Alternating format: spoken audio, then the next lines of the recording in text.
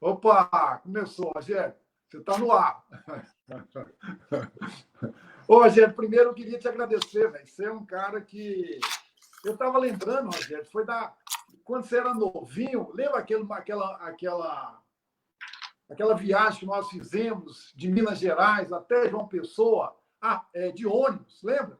Eu lembro de Lembro, claro. você, eu lembro de você dormindo lá numa vez.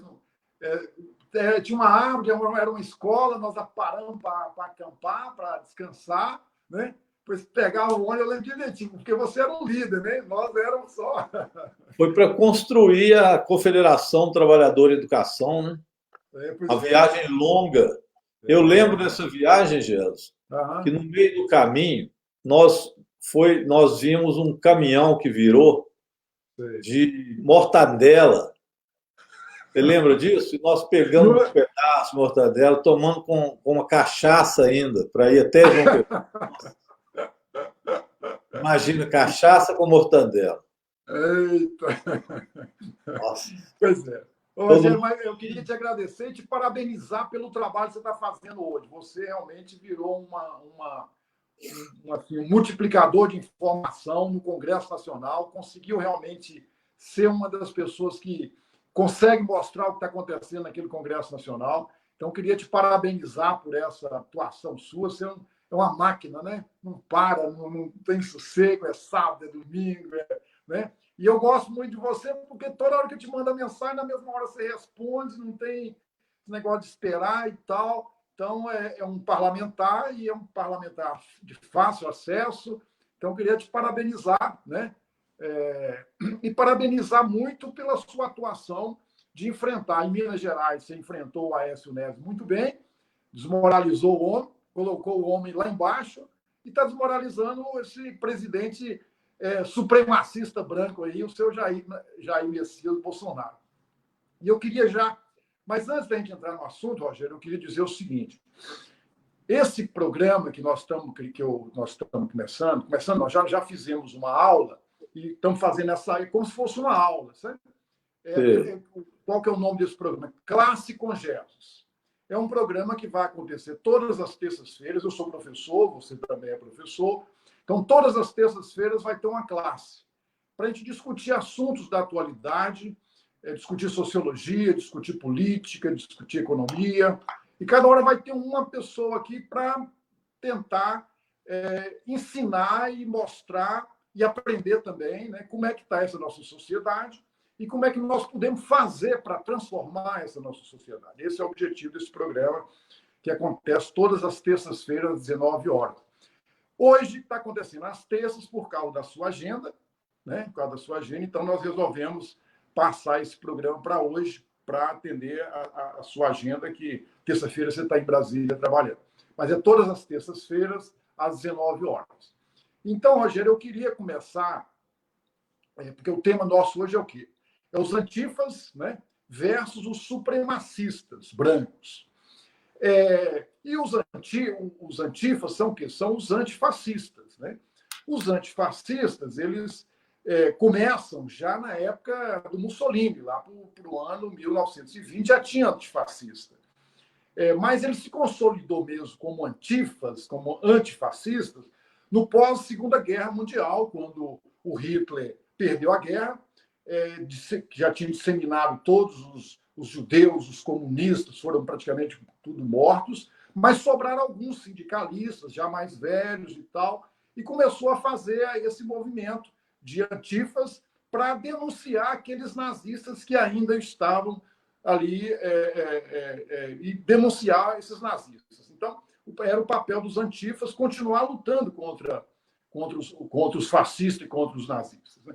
E aqui no Brasil, recentemente, né, não só no Brasil, mas nos Estados Unidos também, os antifas voltaram à tona. Né? Isso aconteceu também na época de Getúlio Vargas, tinha o movimento, né, antifascista, a ALN, né, Ação Libertadora Nacional, né, contra os integralistas. Né? Mas aqui no Brasil aconteceu mais, foi recentemente. Por quê? Porque o governo Trump fracassou, os supremacistas estão vendo que estão perdendo o campo, o supremacista branco também, Bolsonaro, aqui não deu certo, e aí foi que os antifas entrarem em campo, estão entrando, não são movimentos partidários, mas são movimentos sem liderança, né? A partir de torcidas organizadas, como os Gaviões da Fiel, Palmeiras, né? Então, são grupos avulsos que estão aí na rua lutando contra esse fascismo que aí está no Brasil, e a favor da democracia.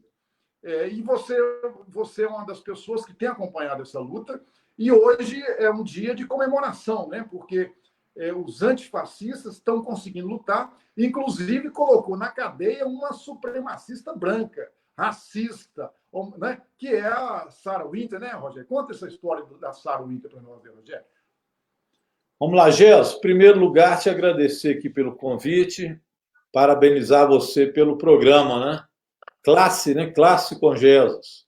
Você aí já falou em ensinar, aprender e transformar. Então é Classe com Jesus e Paulo Freire, né? É isso? Ensinar, aprender e transformar. Então já começamos aí também com Paulo Freire nas nossas mentes e corações. E, Jesus, é um prazer estar aqui com você. Nós somos colegas deputados, né? Deputado estadual, fomos quatro anos juntos como deputado. Foi um prazer estar com você lá na Assembleia Legislativa. Eu conheço o Jesus de muitos anos, né? Vou muito na terra do Jesus também, Águas Formosas. Eu estou novo ainda, viu, Rogério? Estou novo ainda, viu? Pois é. Águas Formosas. Águas Formosas é a terra do Jesus Lima, lá no Mucuri. Antigamente era estrada de terra, né, Jesus? Agora asfaltado. Nós já andamos.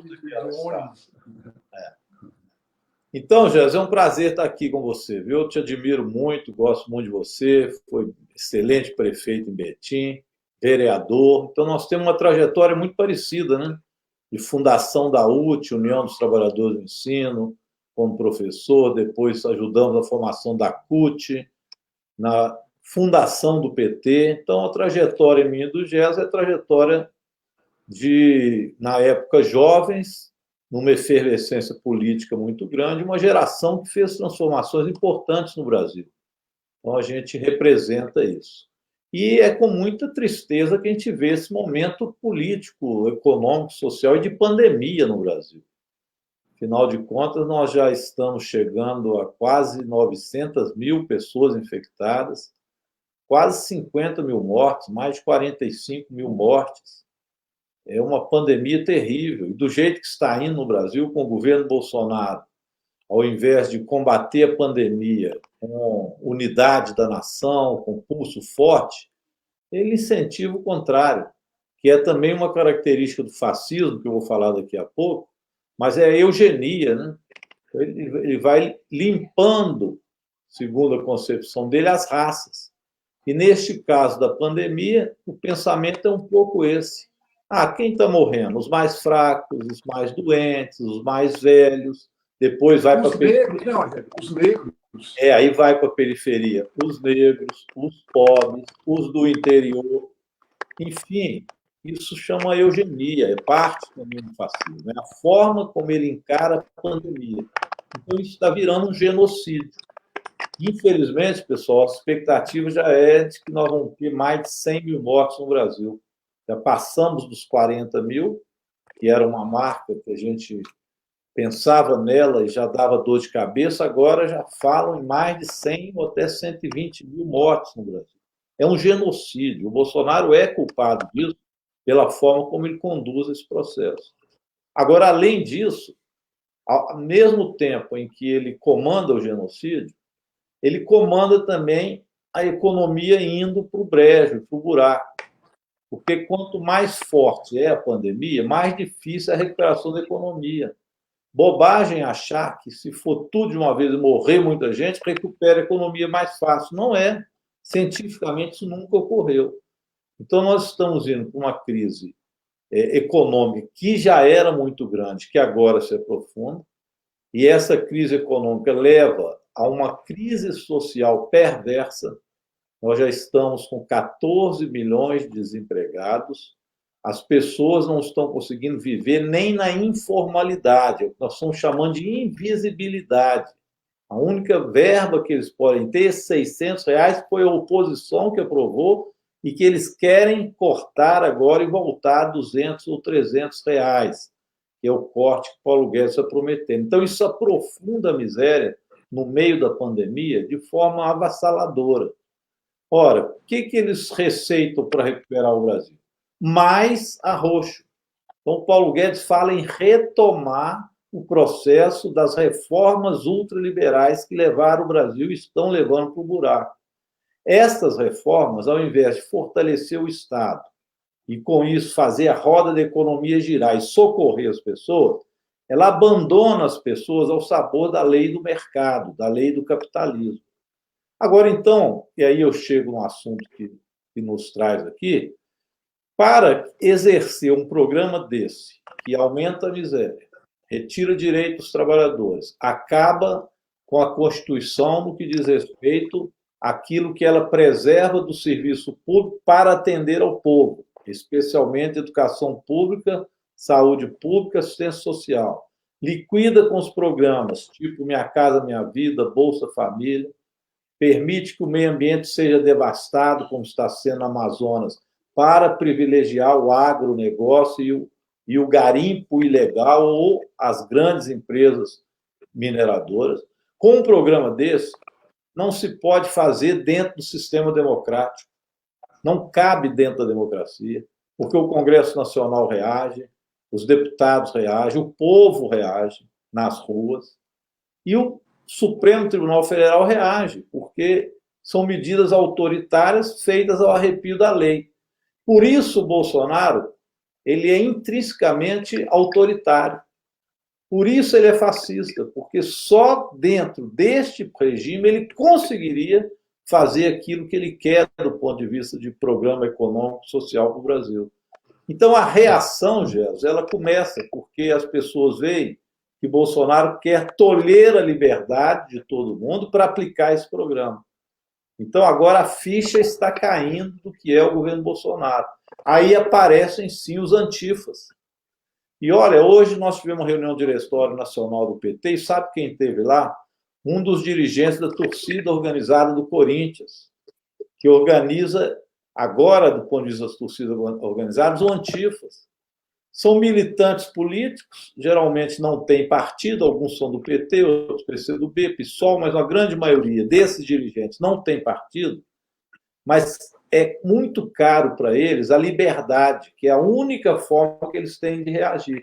Então, quando eles viram os fascistas irem às ruas, começa Clara Winter, pregar o fim do Supremo, pregar a invasão do Congresso Nacional e fazer uma manifestação ao estilo da KKK, né, a Ku Klux Klan, que é aquele grupo supremacista branco dos Estados Unidos, que aterrorizou na época pelo seu conceito racista. Eles fazem uma manifestação daquela no Brasil, vestido de máscara, com tochas, lembrando o supremacista branco. A juventude negra da periferia viu que ela corre risco com esse pessoal. E ela, então, começa a ir às ruas, mesmo em época de pandemia. Aliás, estão tendo que ir às ruas para trabalhar, porque não tem outra solução. Então, por que deixar as ruas com os fascistas? É isso que ele estava explicando para a gente. Então, é um momento rico também. O Bolsonaro cai em desagrado, a desaprovação dele amplia, e mesmo o Supremo Tribunal Federal agora toma a coragem de ter atitudes antifascistas. Esta Clara Winter, por exemplo, com aquele grupo 300, eu representei e depois toda a bancada do PT assinou para que fosse aberto o procedimento contra os 300 e contra ela, para o Alexandre de Moraes, que já fazia a investigação dos atos contra a democracia no Brasil. Nós incluímos que ele investigasse ela e investigasse o grupo 300. E incluir também, para terminar, Jesus, que se vesse a relação do presidente Jair Bolsonaro com esse grupo. Que isso é que tem que ser feito, e isso vai levar à cassação do Bolsonaro e ao impeachment dele. Ô, Rogério, agora o que me encabula é essa questão do supremacismo dessas pessoas. São supremacistas brancos mas eles não sabem falar alemão, não sabem falar inglês, são, são latinos, né? Se chegar na Europa, nos Estados Unidos, são praticamente alijados, vivem na margem, abriu a boca, solta um sotaque português, que não, já imediatamente estão fora da elite ali, dos arianos, né? E se diz supremacista. Né? Imagina, né? É muita falta, é muita negação da nossa cultura, né, Rogério? É Como muita é que chama, negação Jéssica? daquele eles são, né? Como é que eles chamam? É o espírito vira-lata, né? Agora, uma coisa, Rogério, que eu acho que o que me encabula também é como que essas pessoas conseguem fazer com que todo um povo, 55 milhões de brasileiros, vote num governo supremacista. Né? Isso aqui é tipo Goebbels, na Alemanha, conseguiu manipular a população toda, falar que o PT é o escracho. Foi a melhor época para o povo brasileiro, foi na época da esquerda, foi aí onde, né, o Brasil era 23º na economia, passou a quinto, né, na economia, tinha 37 bilhões de reserva, deixando com 370 bilhões de reservas, de dólares de reserva. Ou seja, o país deu aquele pulso, todo mundo milhou de...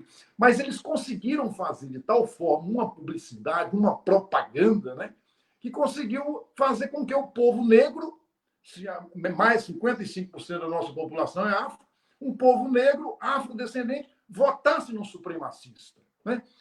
Como é que você acha? Porque eu estou sentindo que as pessoas, como você falou, estão caindo a ficha, e eu sinto agora, Rogério, que essa questão racial, de construção de uma verdadeira democracia racial, vai ser o tom das próximas eleições para presidente. Não só mais a questão social, né? Não só mais a questão social, mas essa questão de construir realmente uma verdadeira democracia racial, porque não existe democracia com racismo, né? É impossível ter democracia com racismo, mas eu acho que esse ponto, o candidato a presidente da República que pegar essa questão de construir verdadeiramente uma democracia racial, porque nos Estados Unidos você tem 13% da população afro, mas o Black Lives Matter está lá na rua, 13% só. No Brasil, nós temos 55% com a população votando no supremacista. Ou seja, você acha que essa questão da supremacia branca, que está em deterioração com o governo Trump nos Estados Unidos, está em deterioração com o governo Bolsonaro aqui, você acha que isso vai repercutir para termos um presidente da República que realmente espelha aquilo que é a nossa condição racial? Vai repercutir no mundo todo. E a pandemia agravou isso, porque a pandemia atinge principalmente os mais pobres. No caso dos Estados Unidos, os negros. Aqui, idem. Então, essa pandemia acirrou a questão e o debate sobre a questão do racismo e a questão da raça e de classe, elas estão ligadas. Os negros são mais pobres porque o Brasil se desenvolveu de uma forma injusta com eles e não lhes deu a oportunidade de uma condição diferente do que os brancos têm. E, portanto, eles foram julgados para as periferias, para as favelas, da senzala para as periferias e as favelas. A verdade é essa. Então, o problema ligado às classes sociais, diferenças de classes sociais aqui, tem tudo a ver também com a cor da pele. E isso agora está sendo muito bem demonstrado. Agora, os ventos que sopram nos Estados Unidos são ventos fortes. Eles vão derrubar o Trump lá. O Trump não ganha eleição, ao que tudo indica. E a queda do Trump vai significar também a queda desse ultraliberalismo e destes ventos fascistas que sopraram pelo mundo, que se iniciaram lá. Eu acho que esta onda, Jesus, eu sou muito otimista, mas eu sinto que essa onda está terminando e que deve vir aí uma onda boa, uma onda a pregar paz social, igualdade de classe, igualdade de raça, igualdade de gênero, libertar também o povo homossexual. Eu acho que esta onda agora libertadora, ela vai vir forte. Eu tenho esperança que isso aconteça nesse pós-pandemia. Não é de uma hora para outra, não. Mas os ventos já começam a soprar, graças a Deus, de forma diferente. Porque, Rogério, uma coisa, você é professor e você lembra muito bem que na história com Dom Pedro I, no século XIX, tinha aquela onda do embranquecimento da nossa raça, né? Trazer italianos, alemãos, espanhóis para embranquecer a nossa raça, porque não podia miscigenar. E dentro de 50, 200 anos, iria estar todo mundo branqueado, né? Mas aconteceu o contrário, né, Rogério? Aconteceu o Ainda bem. contrário. Ainda bem. Nos Estados Unidos, daqui 50, 100 anos, vai estar todo mundo parecendo brasileiro, né? Na Europa também, né? Está Isso é tendo essa ótimo. miscigenação. Aconteceu todo. E nesse aspecto, Rogério, eu acho que essa discussão ela é fundamental para que a gente possa realmente construir políticas públicas voltadas para a construção de uma nova sociedade, né? E aí eu acho que a questão do racismo, por exemplo, as políticas públicas, por exemplo, como o SUS, né? Como as cotas para negros nas universidades, precisa ser incrementadas políticas públicas nesse sentido, para haver inclusão. Porque as pessoas falam, eu não sou racista, não, mas eu sou contra o SUS. Né? Isso é racismo. Né? Porque quem se beneficia do SUS são os negros. Ah, eu não sou racista, não, mas eu sou a favor de privatizar a universidade, privatizar tudo. Isso é racismo, né, Rogério? Porque você está olhando só a sua condição social e está esquecendo praticamente, porque o que é? Nós vivemos um racismo estrutural. Por que o racismo em nossa sociedade, Rogério, é estrutural? Ô, Gerson, você foi lembrando das coisas e eu lembrei que tem aqueles que são contra as cotas. Eles são contra as cotas e alguns justificam que são contra as cotas, dizendo que tem que vencer os melhores, como se as oportunidades fossem iguais. A tal da meritocracia, que passou a ser um discurso muito bonito, mas para as elites brancas. Ah, nós queremos a meritocracia. Vence quem tem mais mérito. Ora, mas um estudante que nasce numa periferia de um grande centro, tem que estudar numa escola pública, a mãe e o pai trabalham, ele também vai trabalhar cedo, é evidente que as condições dele de entrar numa universidade são completamente diferentes daquele que nasceu numa família rica, onde ele pode ter seu computador para estudar, seus livros, tudo que ele tem de maior possibilidade para aprender, uma excelente escola, caríssima, com poucos alunos. É claro que este aí tem outra condição de adentrar na universidade. Ora, as cotas foram fundamentais para mudar o perfil da Universidade Brasileira. Rogério, eles estão querendo acabar com as cotas que vence agora, né, Rogério? Isso aí é que eu vou dizer para você. Foi um grande legado do PT, do governo do PT. Foram essas cotas e as universidades para o povo brasileiro. A cara da universidade hoje é outra. E estes jovens de periferia que entraram nas universidades, eles é que estão indo nas ruas agora porque eles ganharam algo que ninguém tira, que é a sua condição também de desejar e poder entrar numa universidade e, a partir daí, aprender, saber e transformar. Então, lembrando Paulo Freire, né? A educação não transforma ninguém, né? Mas a educação ensina. E as pessoas, quando aprendem, transformam. Então, isso é muito rico.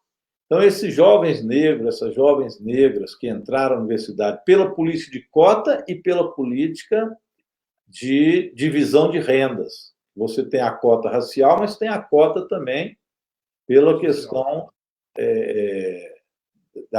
de baixa renda. Quando entraram na universidade, começaram a revirar a sociedade brasileira. Agora isso está sendo sentido. Aquela história, né, que o Lula fala. Era peão, agora entrou na universidade. Então, o filho do peão está virando doutor. Isso é muito bom. Isso é uma transformação muito grande. É por aí que nós vamos transformar. E isso já está dando resultado.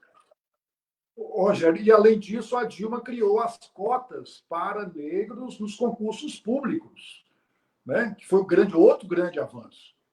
Sim. A política de cotas é muito importante, porque ela sim estabelece que aquele determinado setor que tem menos condições, ele tem a garantia para que não se prevaleça a injustiça, porque senão você prevalece Porque, a injustiça. porque eu acho que o maior racismo que nós vivemos hoje são dos poderes. O judiciário, então, nem se fala, né? De 100 juízes, se você conseguir lá uns 5 ou 10, é muito, né? E ali Verdade. é que consolida esse racismo, né? O racismo estrutural.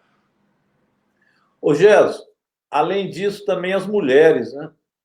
Vamos falar aí do feminismo, é outra luta importante e moderna, viu? As mulheres também têm condições muito mais difíceis que os homens. Então é preciso dar a elas as condições também de ter condições iguais. Por exemplo, na política. Tem feito muito bem o aumento de mulheres participando da política brasileira. A política não pode ser só para os homens.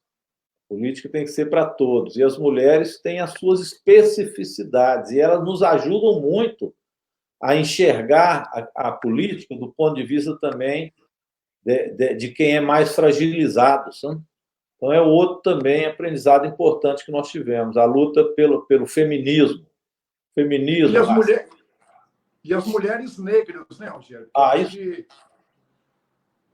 As mulheres negras são as que mais sofrem, né, com esse preconceito. Rogério, agora uma coisa que me encabula, assim, que me deixa angustiado, é que nós precisamos criar uma cultura de orgulho da nossa condição de afrodescendente, sabe? Porque a gente foi criado desde pequenininho a negar a nossa condição. Minha mãe era negra, meu avô era negro, eu nasci com a pele clara, mas todo o meu formato é afro. E nós fomos criados desde pequenininho a negar essa condição. E eu acho eu acho que a coisa mais difícil, Rogério, assim, como que a gente consegue fazer com que o negro goste de si, sabe? Como é que a gente passe a ter orgulho dessa condição? Porque eu não sei se você assistiu aquele filme Bacurau, aquele filme é fantástico, né? Aquele filme eu acho que espelha assim a nossa condição, a nossa formação, a nossa estrutura política social brasileira foi uma política da conciliação, né? A gente está sempre cedendo, sempre fazendo acordos e acordos de penalização aos mais frágeis, né?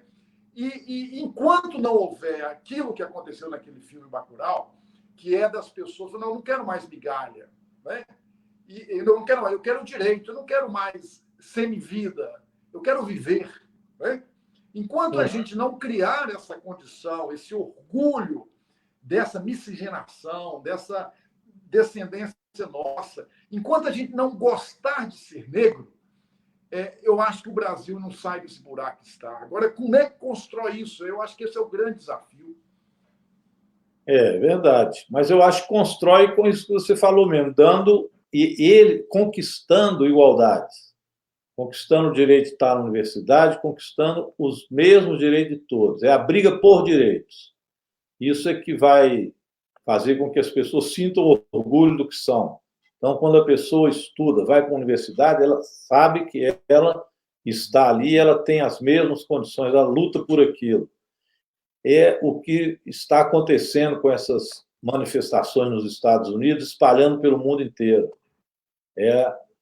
São os negros assumindo a sua condição de iguais, reivindicando isso não como migalha, mas como um direito. É isso que é um empoderamento da raça negra e de ter os mesmos direitos. Eu acho que é isso. Agora, eu acho assim, que o mais bonito desse movimento do Black Lives Matter, isso que nós estamos conversando, nós não estamos aqui defendendo só os negros, né? E nem eu estou achando bacana demais nessas manifestações, os brancos americanos estão lá defendendo os negros, né? Ou seja, nós queremos uma sociedade unida, né, Rogério? E não essa divisão que hoje tem. Nós temos uma divisão, nós estamos em guerra. Quando os negros vão para a rua defender direitos iguais, deles terem os mesmos direitos dos brancos, está defendendo o quê? Defendendo que nós possamos viver numa... Defendendo igualdade.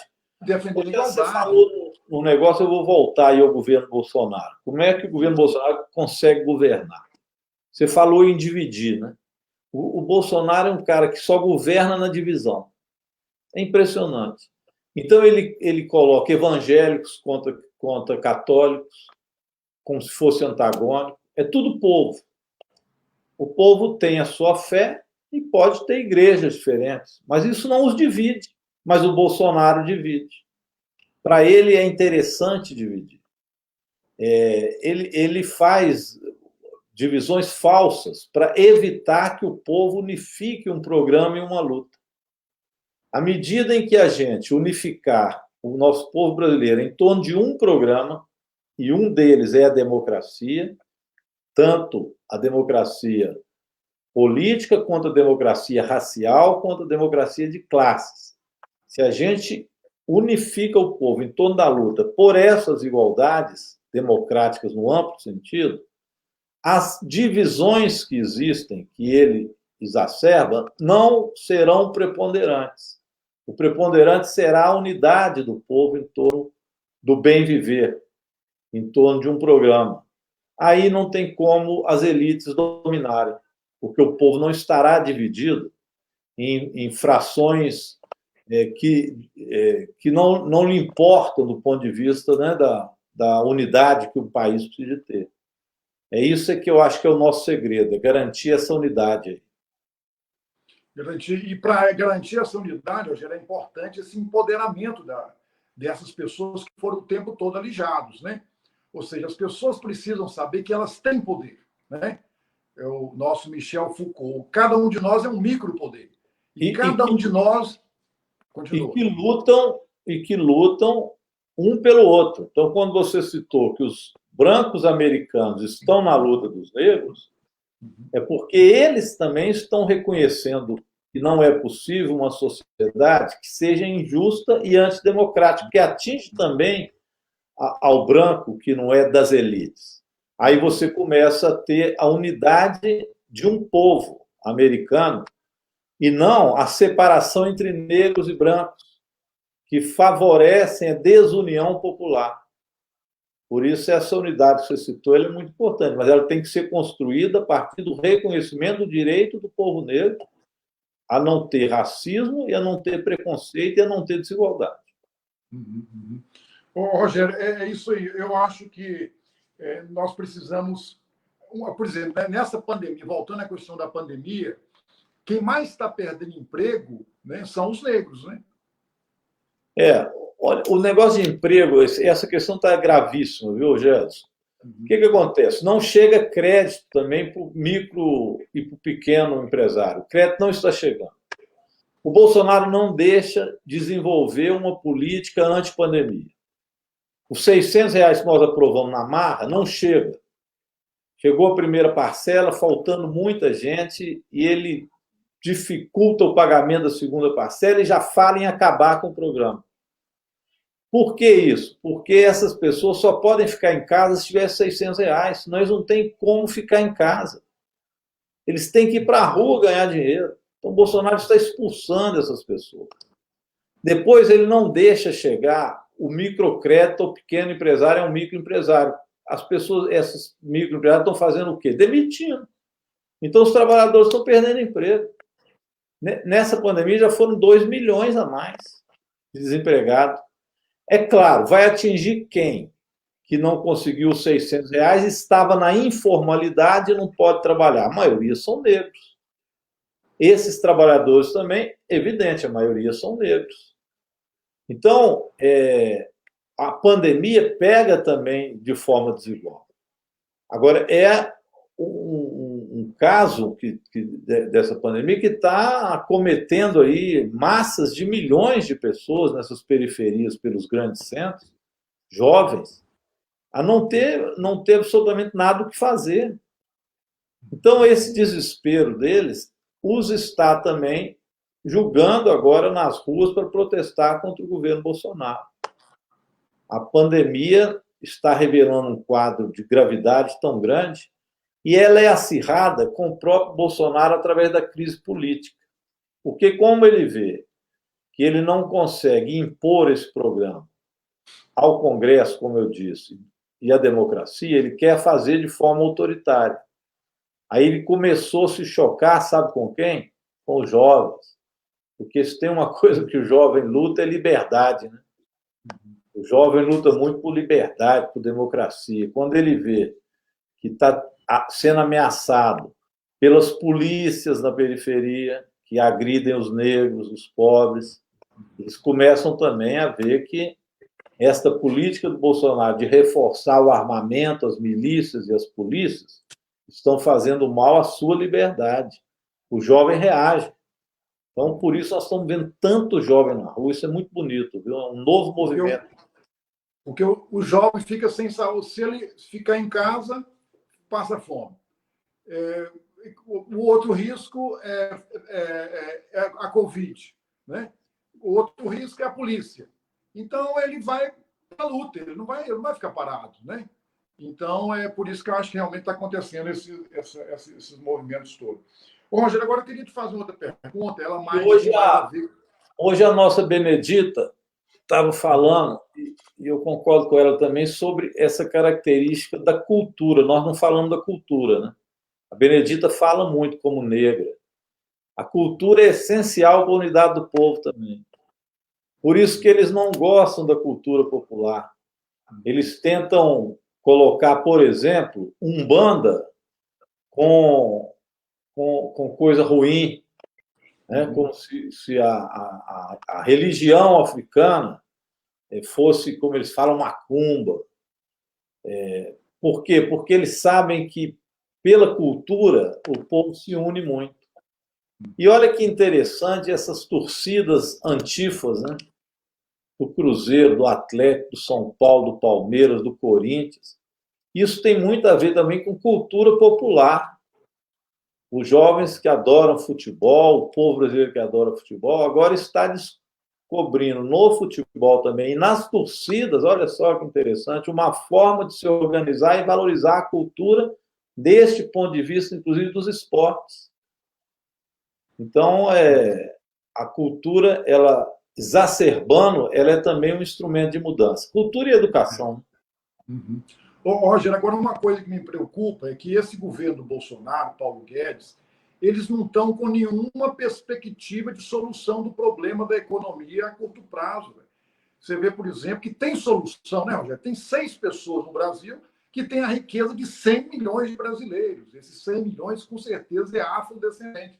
Então, 6 pessoas equivale a 100 milhões de brasileiros. E não, esse governo não tira nada da camada de cima. Então, você vê que a tendência, se continuar esse governo Bolsonaro, a situação, eu assim, acho que vai ser caótica, né? A reforma que nós estamos propondo, nós da esquerda, fazer no Congresso Nacional, é a reforma tributária para dividir renda. O que significa isso? Taxar as grandes fortunas. 220 famílias têm mais de 1 trilhão e 200 milhões, desculpa, 1 trilhão e 200 bilhões acumulado de riqueza. Se você cobrar 1% disso, você vai ter aí 100 bilhões só de uma vez que você arrecada isso. Isso chama-se taxação de grandes fortunas. Você tem outro projeto, esse eu sou autor dele, que é a taxação dos dividendos e lucros das grandes empresas. O Brasil é dos poucos países onde grandes empresas, bancos não pagam dividendo, não pagam imposto sobre dividendo. Então, tem um lucro enorme, divide entre os acionistas e os acionistas não dão um centavo para o país. É só no Brasil isso, ou seja, você assalariado paga imposto de renda. Mas quem tem a parte do lucro das grandes empresas não tem o imposto daquela renda, porque não é considerado renda. Esse aí, Gero, seria em torno de 100 bilhões ao ano se você cobrasse dos lucros e dividendos em torno de 20%. Ora, a alíquota para quem ganha mais de imposto de renda não chega a 27%. Por que você não pode cobrar 20% de quem recebe a distribuição dos lucros enquanto acionista? Seria 100 bilhões ao ano. Mas, ao invés do Paulo Guedes e das elites, inclusive do Rodrigo Maia, pautar estes projetos que a gente cobra para eles pautarem, a pauta deles é a pauta da reforma ultraliberal do Paulo Guedes. Eles continuam com ela, viu?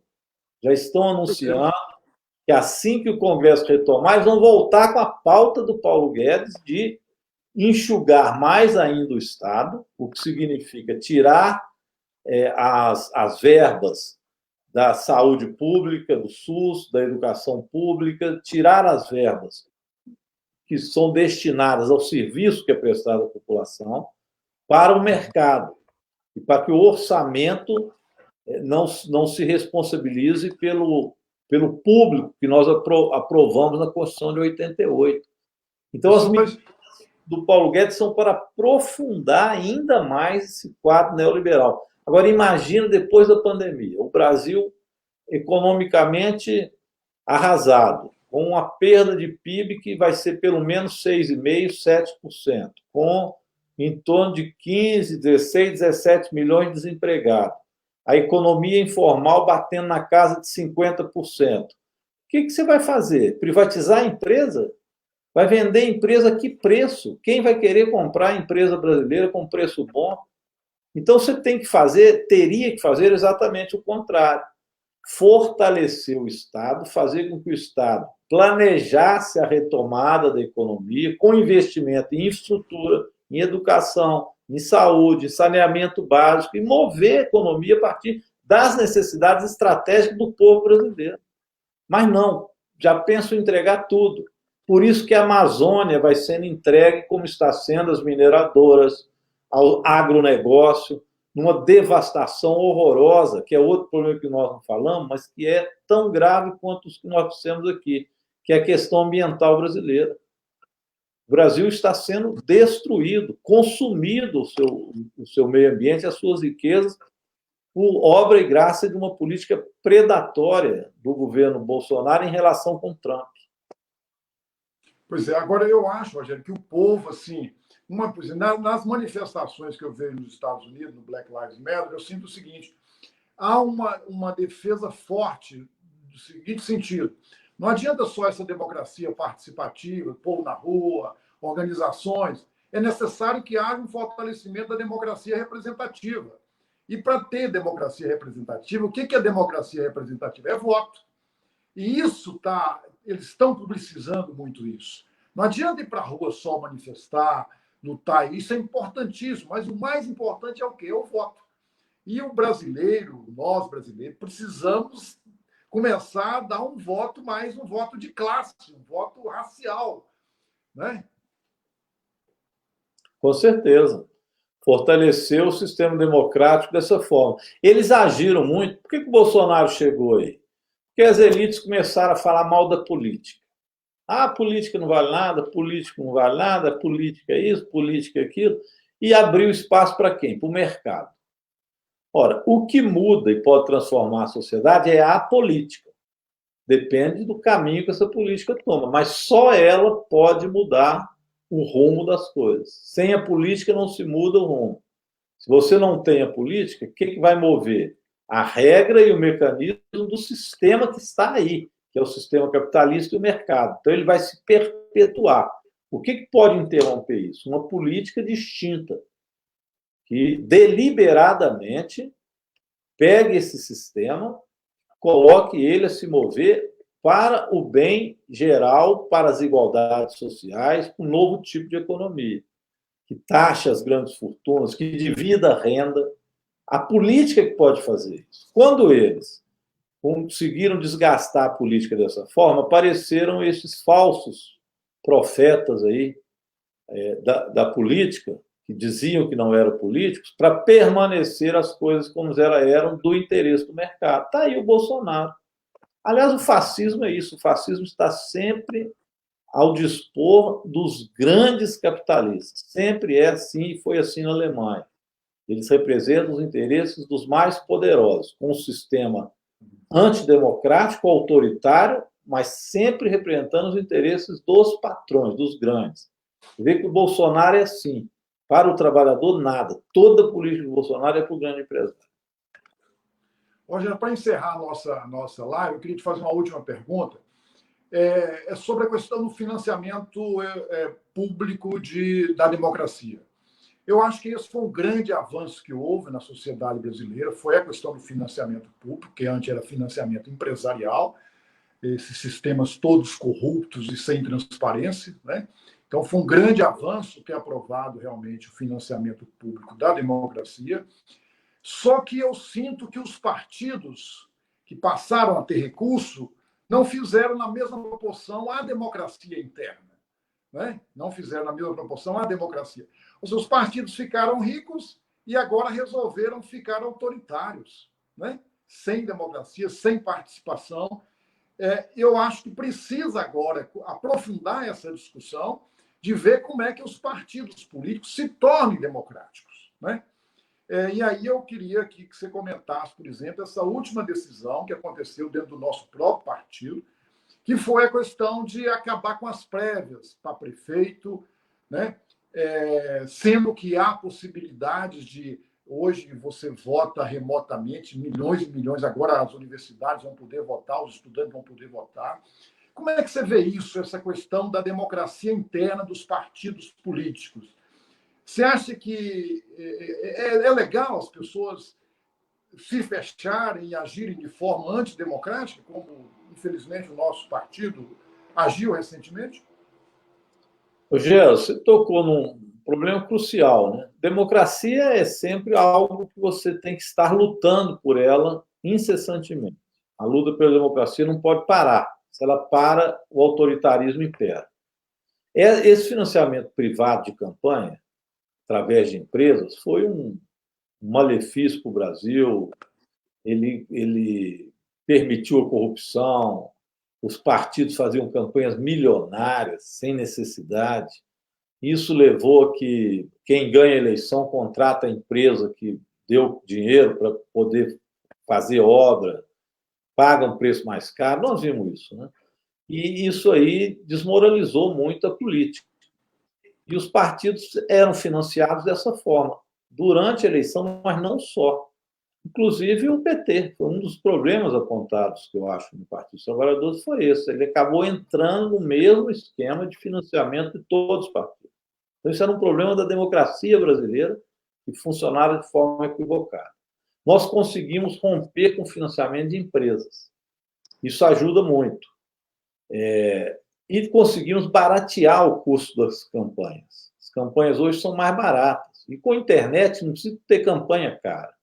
Então, nós podemos ter fundo partidário que se sustente a democracia, mas que seja um fundo pequeno, não precisa ser grande, não. Hoje você não precisa ter campanha cara. Eu acho um absurdo, por exemplo, campanha as pessoas contratarem militantes para pegar bandeira, ficar para lá e para cá, encarecer. Isso é compra de voto. Então, essas coisas, você proibindo isso, você evita que o poder econômico se sobreponha nas eleições.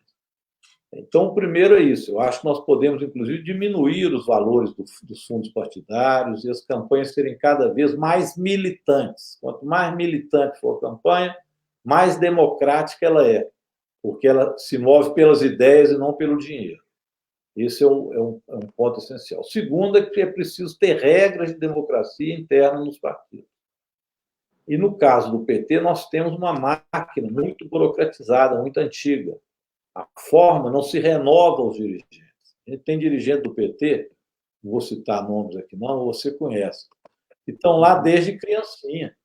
Já estão velhos e continuam na direção do PT, ou velhas, né? E não saem de lá, que é cada vez mais poder ali dentro. Então, uma regra dessa que termina com prévia não é bom, porque você tira da militância o poder de decisão e passa para a mão exatamente dessa burocracia. E eu te falei aqui, antes de nós começarmos, que, além de não ter prévia, quem define agora, no caso de cidades maiores e capitais, é a direção nacional. Então, mesmo que um diretório municipal defina a favor de alguém, se houver recurso, a nacional é quem definirá. Aí você está passando o poder para a máquina central de um determinado partido. Os outros já funcionam, em geral, assim. Sempre funcionaram. Quem manda é o parlamentar, a direção. Agora, o PT fazer isso desmancha algo essencial, que é a construção de partidos de trabalhadores, de operários, de operárias, que tem que ter um sistema democrático.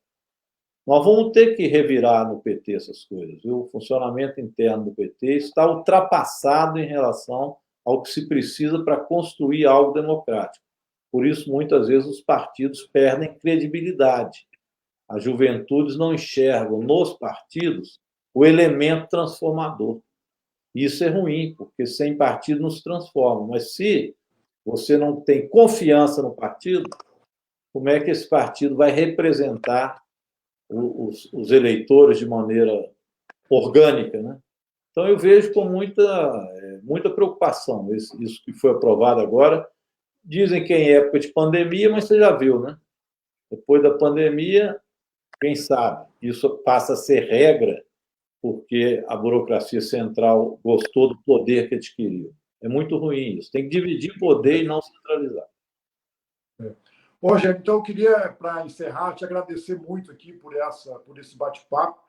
Eu acho que essa discussão partidária é fundamental e eu acho que todo partido tem que ter essa discussão pública, né, Rogério? Se o partido é para o público, é para os trabalhadores, essa discussão tem que ser pública também. Eu acho que partido nenhum pode esconder nada, né? Então, isso é fundamental, e essa transparência que nós estamos tendo aqui. Isso contribui com o partido, né? Para que o partido seja mais democrático e, consequentemente, contribui com a democracia.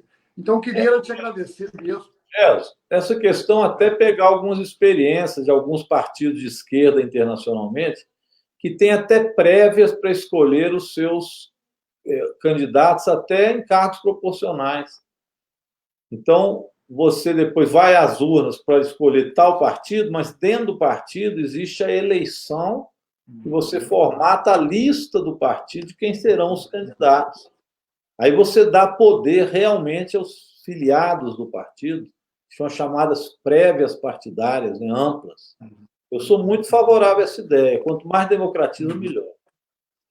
Em Betim, por exemplo, não sei se você viu o que aconteceu, né, Rogério?